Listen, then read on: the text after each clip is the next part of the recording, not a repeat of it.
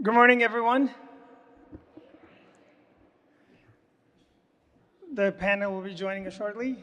Welcome to CSU Bakersfield. My name is Hegde. I'm a professor of economics here and the executive director of the Grimm Family Center for Ag Business.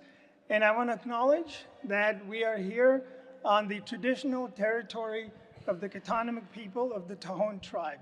So, welcome.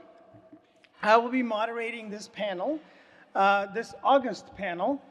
We'll wait for President Harper to join us. So I'll have the panelists introduce themselves very briefly for 3 minutes, and then we'll go through some questions. We have about 4 questions around 4 themes.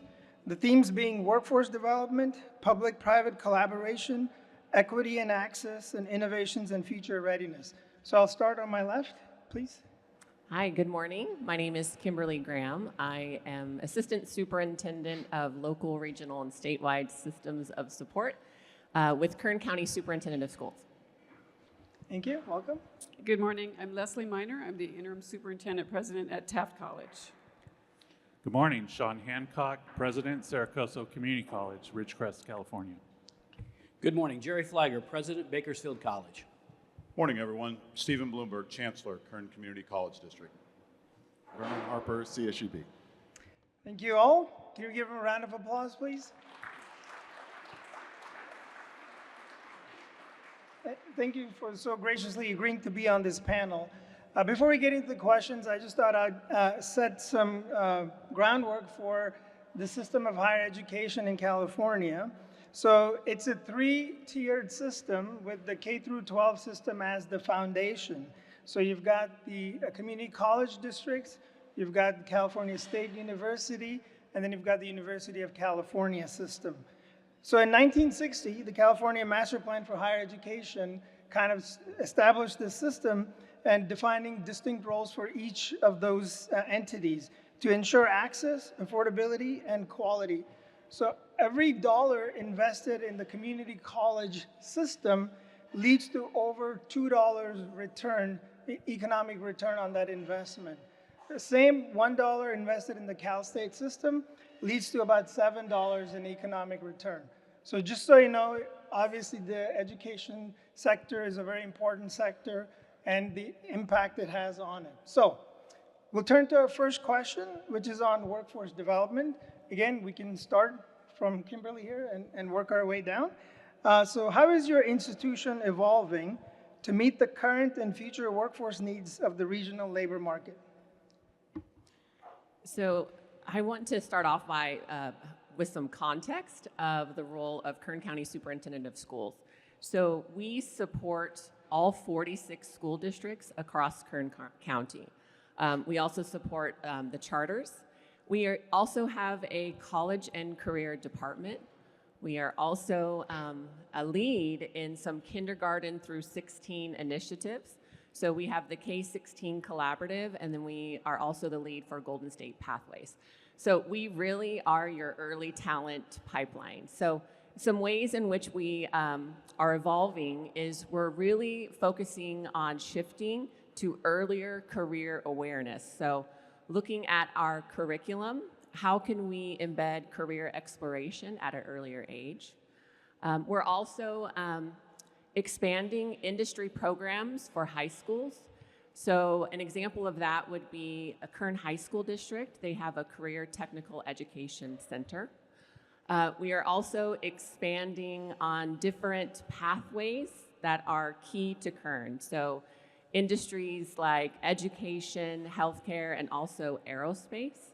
So we're looking at embedding work-based learning opportunities, internships, apprenticeships at an earlier age for students. We're also really focusing in on career awareness. So this last year, we held 2 different career expos where over 6,000 students attended to learn about the different industries.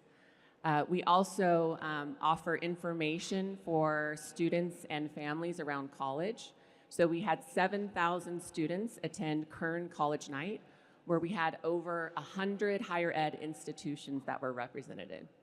And last thing, we just work with our industry partners to align students with those, again, those work-based learning opportunities in those key sectors. Thank you. Dr. Miner? I'll echo what we just heard about the importance of work-based learning, apprenticeships, internships. We're consistently working with our industry partners to create opportunities for students to have some real-world experience and to find out, honestly, if this is the career they thought they wanted to enter. I had a student in my office yesterday who's in our dental hygiene program, and she said, you know, I just realized I don't like teeth, so now what do I do? And so providing some off-ramps and some alternative training. So we do meet regularly with our industry partners in advisory committee meetings. If you're in Taft in about a week and a half, we have an advisory committee meeting dinner you may be attending with us. We partner with our KCSOS friends. We try to work regionally, and that includes with our community college partners in the region and also our CSU where we can. Taft College, to put us in context, is a small community college.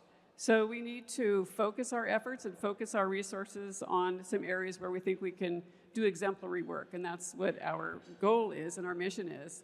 And no matter whether our students are in a transfer program or whether they're looking for career-ready certificates, we are looking to get them ready for the workforce. And that may take the shape of a very short-term certificate, a stackable certificate, or a 2-year transfer degree. And that's where we would work with our CSU partners and our UC partners. And a couple of internship opportunities actually are with our CSU partners. We have some engineering students who are going to be working at CSUB, taking some time there. And we have our industry partners in our internships for our pre-nursing students and getting those students into a real-life experience to see if they want to be nurses, or maybe they might tell us, as our student in dental hygiene did, maybe they don't like working with people or they don't like blood. So then we'll find them something else to do. Thanks. Thank you. Dr. Hancock? Before I get into some of the things we've been doing, I want to add a little context as well. So Cerro Community College not only serves East Kern, but parts of San Bernardino County, Inyo County, and Mono County. We have the largest service area in the state of California, if not in the nation. And so that provides lots of opportunities and challenges with meeting the various needs of all these different communities up and down the 395 and the 14. So one of the things, the first thing that comes to mind for me is being intentional. You have to reach out and work with your partners and understand the needs of all the various employers and industry in the area. We're in the aerospace corridor, and so that's a huge focus, and you'll probably hear a lot more about that.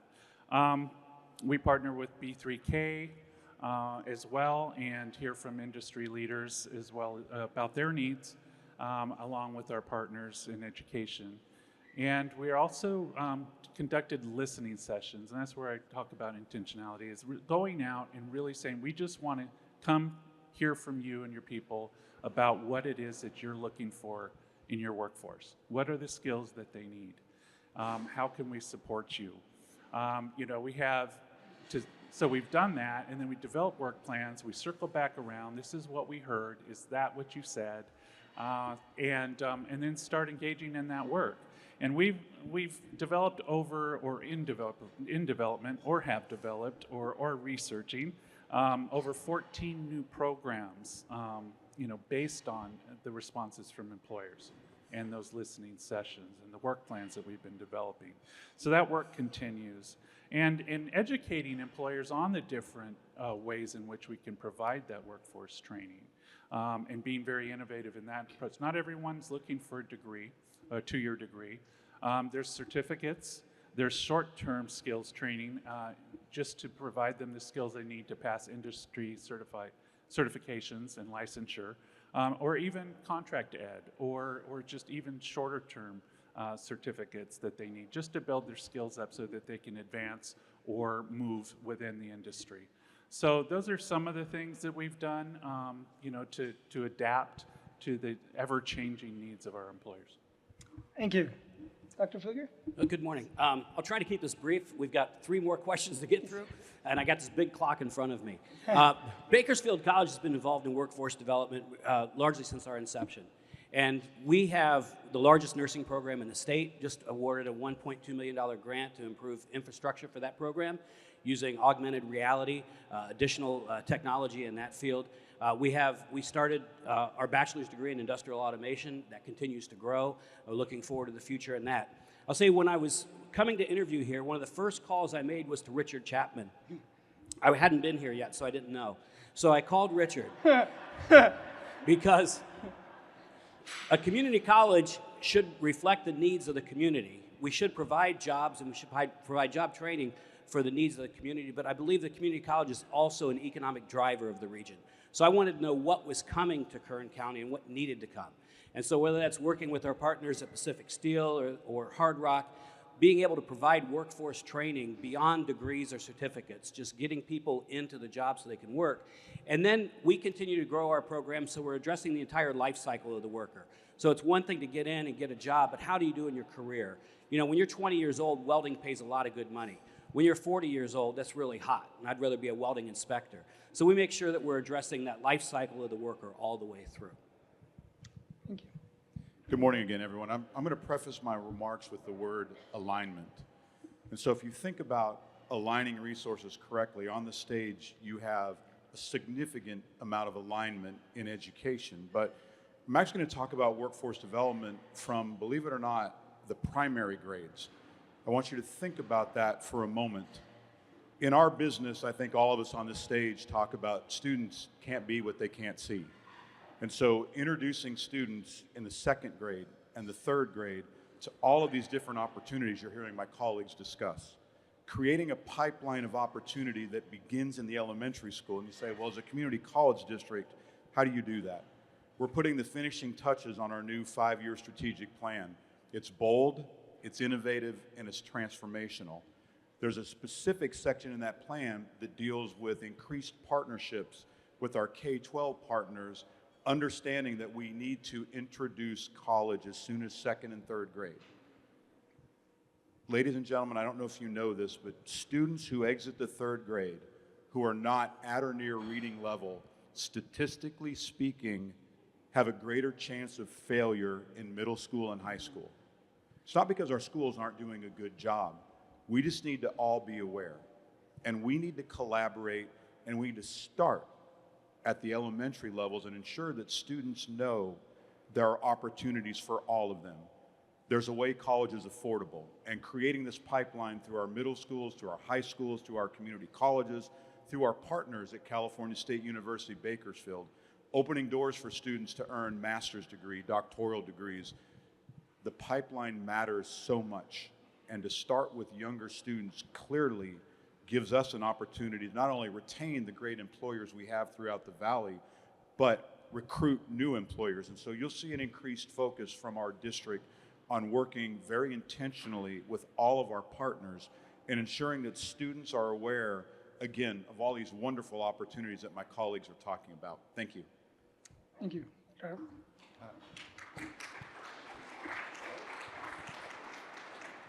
My colleague used the word alignment, and so as we go into our strategic planning process this fall, for which the faculty and the entire university will be part of, we're going to focus on what we refer to as calibration. And so that's one of the things, if we're going to be critical of ourselves, all of my colleagues around the table, that we're not the best at, is calibrating to business needs in terms of making sure that what we're providing is what you need, and that's the disposition and the orientation that all of our institutions need to have, and that certainly CSUB will take forward in the future. And we are doing that by forming advisory boards, not just at the college level, but actually at the program level. And that your participation, all of your participation on those boards, the ability to give that direct input back to the faculty to modify the curriculum so that students step off all of our campuses, job ready day one is the goal. So. Okay, thank you. Okay, so we'll move to the next question, public-private collaboration. So how can state and local government better support education in becoming the engines of economic mobility and innovation? So recently, the state put out a master plan for career education. And it highlighted some best practices. So it recognized the need of that, or the gap in the alignment from education to workforce. So one of those best practices was around strengthening the current collaboration that is already in place within the regions. So I'll just expand a little bit of some of the work that we're doing there. So with our K-16 collaborative, we have a very strong partnership with everyone that you see on this stage. But we're also working to align with industry. So taking the collaborative that we have in place and looking for opportunities to expand. So looking at Dignity, they have the More in Common Alliance. So we are able to partner with them to support their initiative and backwards map with some healthcare academies this summer to better prepare students. Also thinking about B3K, they already have a strategic plan in place for aerospace. So really strengthening that collaboration that's already there. And then how do we backwards map? So we are looking at establishing some apprenticeships in aerospace and some pre-apprenticeships. Thank you. Dr. Moore? From the community college perspective, and I'll say this is true with four-year colleges as well and universities, one of the issues that we hear from industry is that curriculum development and curriculum modification takes too long. So if there was a way that we could work together across the systems, both of the community college system and the CSU and UC systems, all of them, to make that pathway faster, then I think that would be a great start to increasing our work readiness for our students. Looking more locally, when we talk to our students specifically, and we ask them, how can we help you? How can we help you get ready to enter the workforce or to transfer? How can we help you maintain full-time status as a student so you can be ready sooner? How can we help you maintain your good student practices? Two of the things that they say are, we need transportation and we need housing access. So if we could work with our state and local partners to create opportunities for better transportation access for them and for housing opportunities that they can afford, I think that would go a long way as well. And I'll say one more thing. We just heard about a state focus on workforce readiness, and one of the focus areas that we're hearing about from our community college chancellor's office is, again, apprenticeships. So apprenticeships are gearing up more than they have in the past. I think we're seeing more opportunities become available. We need to take advantage of those opportunities. And that includes not just on the workforce at that time in their new apprenticeship program that they're entering, but also we're seeing more focus on credit for prior learning. So say you've been in the workforce. Well, now you don't have to take a class that is teaching you something you've been doing for 30 years. Let's give you some credit for the work that you already know how to do. And that will help you to complete your workforce readiness more quickly as well. Thank you. Okay. I think with regard to collaboration and between our systems, a great deal of work is currently in place, looking to make things, make it easier for students to transfer between the community colleges and the four-year colleges, aligning our curriculum, our even the course numbering.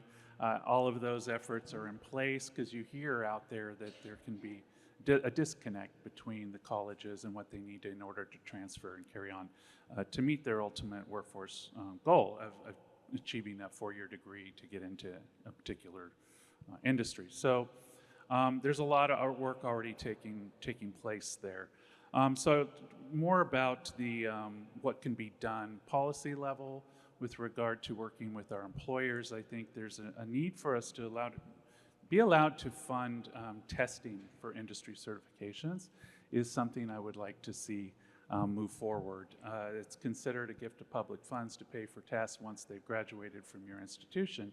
And so that creates a barrier for some to actually go and take the test so that they can go to work.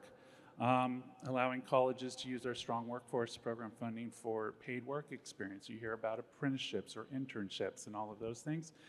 We would love to be able to provide more of those throughout our service areas for various industries, but not all industries or companies can afford to be paying them. And if we could use some of our strong workforce dollars to pay those students while they're doing those internships or apprenticeships that would make a big difference for both the student and the employer. So those are some of the things I think regarding collaboration that we could do at a policy level. Thank you. From a legislative standpoint, I think we need to realize that we are in a paradigm shift when it comes to workforce development. It's about competencies now, it's not about degrees. And we need to make sure that the funding follows that. And there's some work going on in DC right now, but nothing's ever final until it gets signed. So recognizing short-term workforce certificates, recognizing that some students are coming back for 3 or 4 classes so they can move in their career, and make sure that we're awarding those things. I would say in addition to that, recognize the costs of starting up workforce development and make sure that we're funding that. And I have to be cautious right now as I talk about additional funding, because I have a brother sitting here at the end that I think the state needs to recognize the important role that the CSUs play in workforce development and in our economy, and make sure that they're being funded at a sustainable level. There's no reason in today's economy, and California, just as you know, just became the 4th largest economy in the world, surpassing Japan. And yet we're going to fund our CSUs at a level that they're looking at possible layoffs. That's unconscionable. And we've got to address that funding model. As was pointed out earlier, when we look at the rate of return of tax dollars, education gives the best rate of return. That's where we need to invest our dollars. Thank you.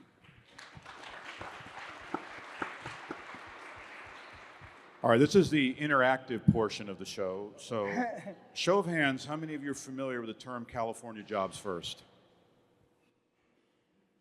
Good. If you're not familiar, I encourage you to be. Talking about policy at the state and the local level, Jobs First is critical to every one of us in this room. Kern, for the first time ever, there are 13 regions in California Jobs First. Kern is its own region for the first time. That's important because we're not lumped in with other counties who may or may not have the diversification of economy that we do. Our economy powers the country. Our agriculture industry, our oil and gas industry, our transportation industry, we power this country. President Fliger mentioned we're now the 4th largest economy in the world. We need to ensure that Jobs First is a track to great paying jobs. There's money in what's called catalyst funding. There's another round coming out. If you're not familiar, I encourage you, go out and look at the Jobs First information that's out there and understand that this is an unprecedented opportunity to meld together business, industry, education, government, nonprofit, to work together on high-paying jobs, because that's what we're all about. Retaining first the high-paying jobs we have, creating new high-paying jobs, and again, working together and collaborating. But Jobs First from a policy perspective is one of the most important tools that we have. Thanks. Thank you. First, I want to salute my colleague there for bringing attention to the governor's budget as it relates to the CSU. We're handling it on our campus, and we're looking forward to the May revise, and hopefully we can get some relief there. But thank you. I appreciate that. Thanks for drawing attention to that. I'm going to tell a quick story, and I'm going to come back to the question, Professor Hegde, and I'm going to use you as part of the story. Oh boy. All right, just I'm not getting that raise, am I? What'd you say? I said I'm not getting the raise. So I'm going to tell this quick story, and it's going to come back to the question about how state and local governments can help us from a policy perspective. If we go back to the pandemic, one of the things, and this is a great example of organizational learning. And so just to refresh your minds, we were 95% face-to-face prior to the pandemic, and we flipped and went 95% virtual. So 95% of our students took online classes. We were off this campus for 18 months. And so our students who are just graduating, the last students from those cohorts are just graduating now, who had all online experiences for the first 2 years of their experience. What did we learn as an educator in that particular experience about online instruction, hybrid instruction, as well as face-to-face instruction? We learned that students want to be on this campus. That's what we learned. And there was a moment in a meeting where Professor Hegde and we were talking about, or again, we're all on Zoom, and we're talking about the future of the university, the future of all universities, in a moment where we had been remote for so long, we had learned new skills, we had learned new ways to do things. And I interjected, well, maybe we should rethink how we're going things in the future as it relates to face-to-face. Professor Hegde, in that meeting, said, no, our students will always want to be on this campus. And we can use online as additive to their face-to-face experience, but never a replacement. Every data point that has come out post-pandemic has reinforced that point, that online instruction can be additive, extremely additive to a predominantly face-to-face experience, and that's how we've built our university going forward. My point is, what the state and local governments can do is help us build facilities to meet that need, to make it easier for us. We're building an energy and innovation building about 200 yards from here that will break ground in the fall, and it is extraordinarily difficult for us to get that off the ground to this day. It's extraordinarily expensive. We want to build the facilities not just for our students in the next couple of years, but the students that have been mentioned that are in in kindergarten. And so we need the support and the policy framework for us to build facilities for students. Thank you. It's a great segue into the next question, which is, as the cost of higher education continues to rise, what are your institutions doing to maintain equitable access to students in Kern County? So we are really working to assist students in streamlining supports for higher education. We're really excited. We are opening what we're calling a Future Readiness Center, and that is going to be a place for students all across Kern. It doesn't matter which high school you attend, which college you attend. We are going to be providing a lot of support there. So around college application process, also assisting in financial aid. Both of those services are one-on-one supports for students and families. We're also working towards career readiness within that center as well. So working with our industry partners, also working on expanding dual enrollment with our institutions, so students can get that early college readiness before they go away to school. Thank you. Okay, thanks. I'll echo the dual enrollment push. That's a really important way for our high school students to become part of the college community and really discover what they need to do to be successful in college. We have, as I said, a small campus. We leverage our resources so that we are able to provide the kinds of help that students need, including our categorical programs for students with disabilities, for low-income students, students whose families are first generation in the college experience. We provide tutoring. We have a basic needs center for students who need help with emergency food or gas cards, help with the housing, emergency housing. One of our big areas of focus, though, is because we're small, we have a personal touch with students. We know students' names, and when we ask them, why are you still here at Taft College? I mean, in a nice way. Is there something that you chose in Taft College instead of going to BC, which may have more programs that you may look at? What they say is, it just feels like a personal touch. People know my name, counselors know my name, my instructors know my name. And that fosters that sense of belonging and a sense of hope or motivation for them in a way that does help them succeed. And you know, California community colleges are a very good deal. $46 a unit across the state means that we are generally affordable. Most of our students at Taft College are able to access financial aid, state and federal, and so they are able to afford that part of going to college. We have a big push also on open education resources, so students are not seeing the textbook costs that some of us saw during our college careers. Many of those textbook costs are gone now. So in many ways, we address the issue of let's get our students here, let's keep them here, let's show them how to be successful students so we can retain them and they can complete their educational goals. Thank you. Again, you know, the $46 a unit, you know, that was raised in 2012 from 36 to 46. I remember when I went to community college, it was $11 a unit, and then a time before that, it was free at some point. But it's still like the best deal in the United States as far as per unit charge, and you know, so it's not really the cost. And then we're also there's a huge push throughout the community college system for online educational resources, so that these open resource textbooks allow free access to textbooks, and that library is expanding, constantly, and more money is being poured into developing new textbooks in all the different disciplines.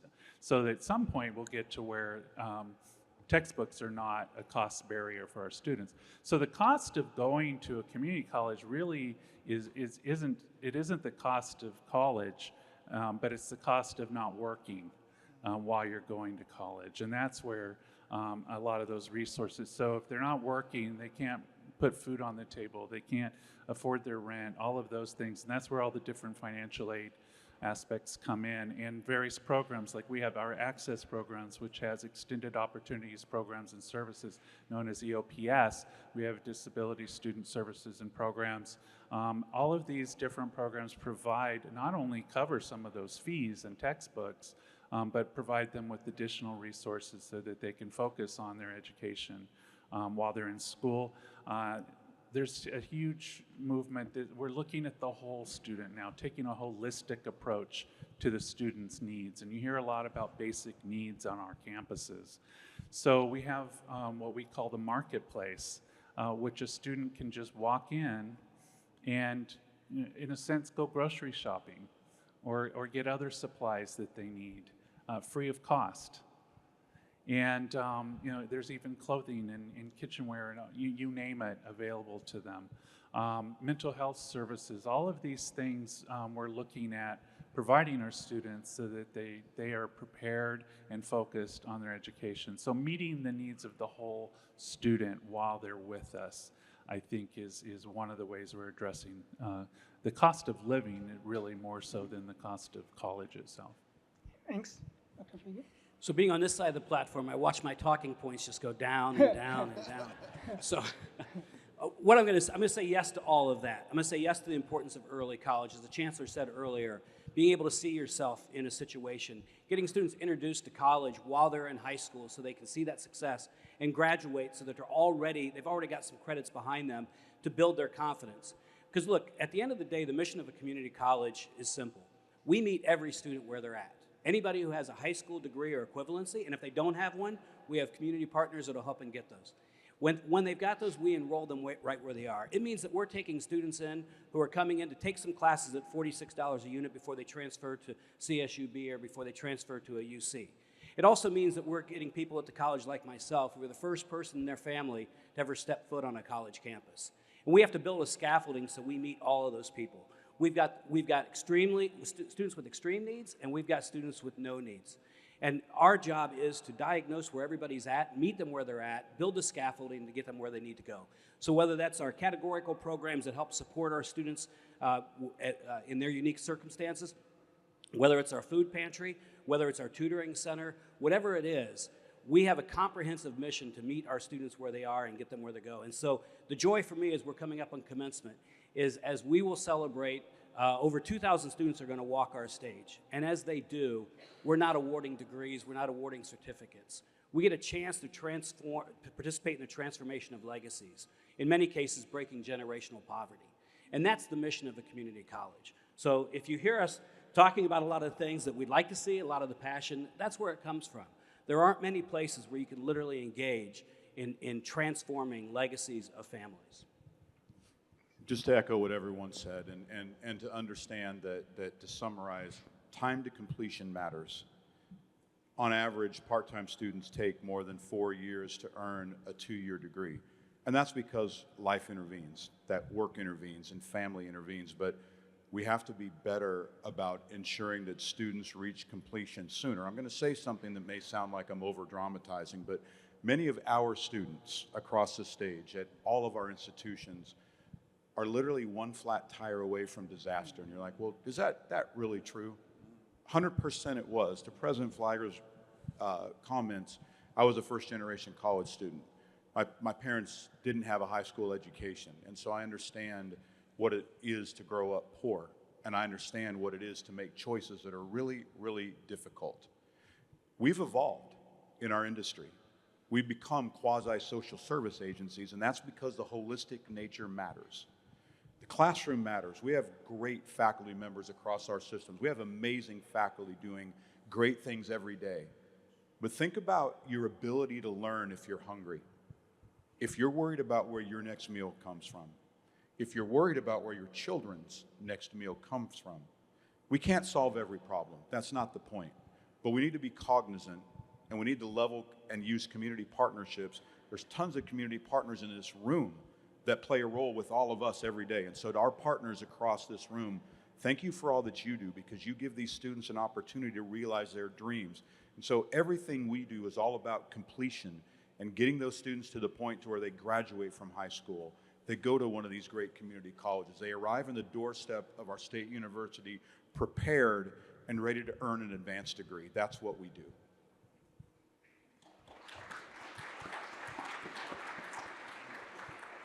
I'm going to continue our focus on our community colleges.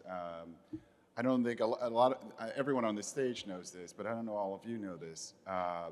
We're the only country in the world with such a system to offer such high quality education for under $50 a unit.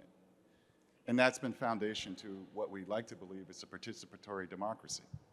The notion that an educated citizenry is necessary for us to even have a democracy.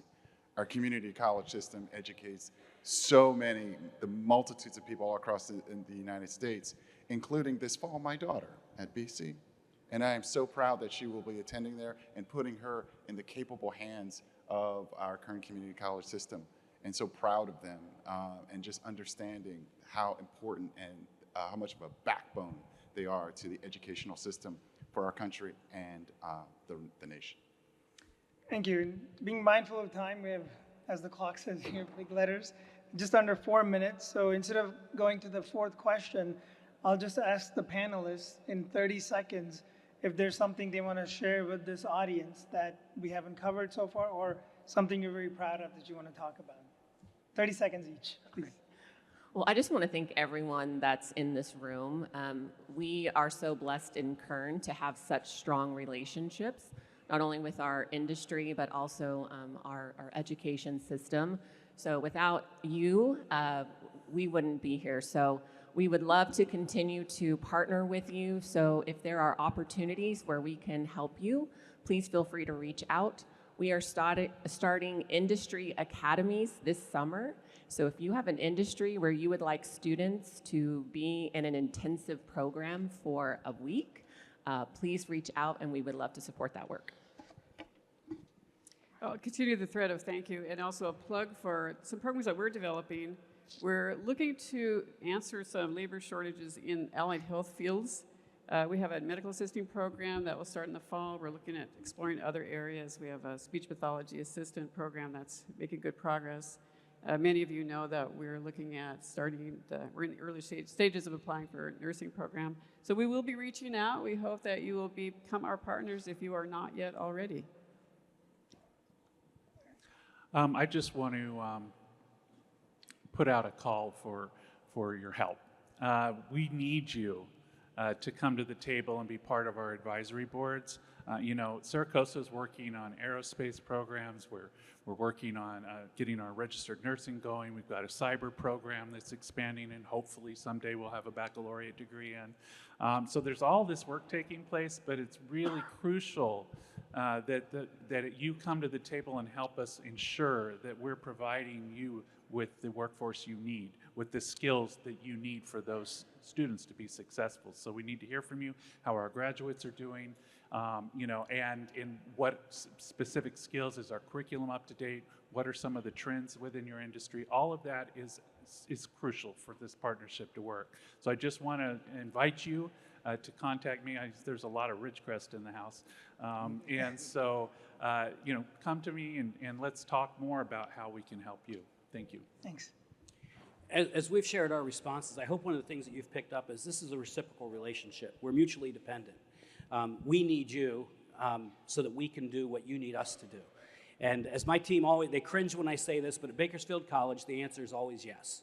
We just have to figure out how to get there, right? And as we move forward, Cheryl Scott and our foundation, we're doing a new strategic plan in concert with our college's strategic plan as we revamp and extend the work that the foundation at our college has been doing. So you'll be hearing more from us. But Bakersfield College is the community's college.